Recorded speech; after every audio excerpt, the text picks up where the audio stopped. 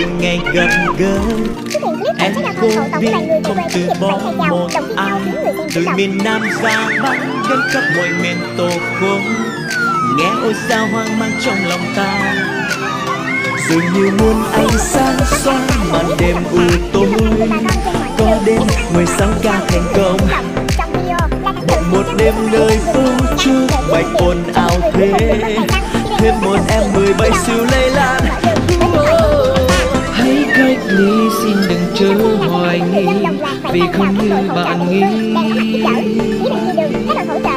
Hãy bảo vệ gia đình và chính bản thân, diệt Covid phải luôn ý thức. Mọi người ơi hãy cách ly nào, nếu có nghi ngờ đừng cho virus cơ hội phát tán nhanh. Vì mọi người xung quanh ta, toàn dân ta chung tay không sợ quyết tâm, quyết tâm, quyết tâm.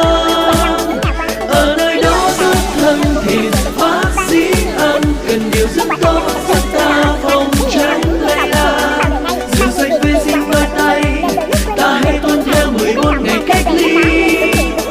Hành động nhỏ những lời ít tô. Corona hay còn gọi là nCoV, chúng là virus khiến thế giới phải đau đầu.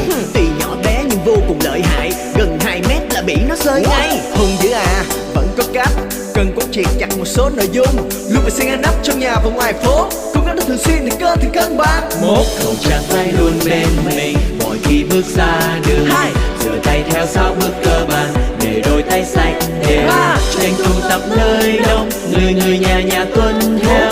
Nhớ nhé hãy luôn tập hét nóng, nâng cao ý thức cộng dân. Đại dịch Corona sẽ không còn là cơn ác mộng nếu như chúng ta nghiêm chỉnh thực hiện các biện pháp phòng tránh của Bộ Y tế đề ra. Nếu bạn trở về từ các vùng dịch, hãy tự giác khai báo và sẵn sàng hợp tác cách ly nếu cần thiết. Không tuyên truyền hay hô hào các nội dung chưa được kiểm chứng tính xác thực. Chỉ cần như thế, Việt Nam sẽ chiến thắng trong trận chiến này. Dường như muôn ánh sáng xóa màn đêm u tối.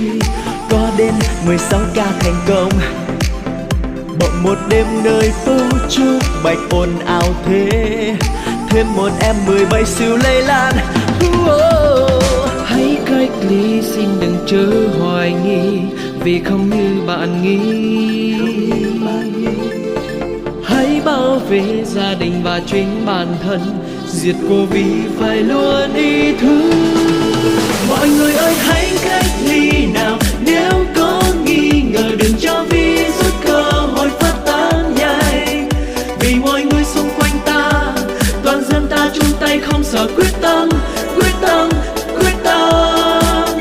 Ở nơi đó rất thân thiện, bác sĩ ân cần điều dưỡng tốt giúp ta phòng tránh lây lan. Rửa sạch vệ sinh đôi tay, ta hãy tuân theo 14 ngày cách ly. Hành động nhỏ những lời. Mọi người ơi hãy cách ly nào, nếu có nghi ngờ đừng cho virus cơ hội phát tán nhanh.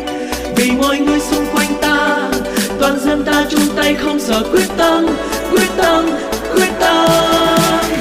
Ở nơi đó rất thân thiện, bác sĩ ân cần điều dưỡng tốt giúp ta phòng tránh lây lan. Rửa sạch vệ sinh đôi tay, ta hãy tuân theo 14 ngày cách ly.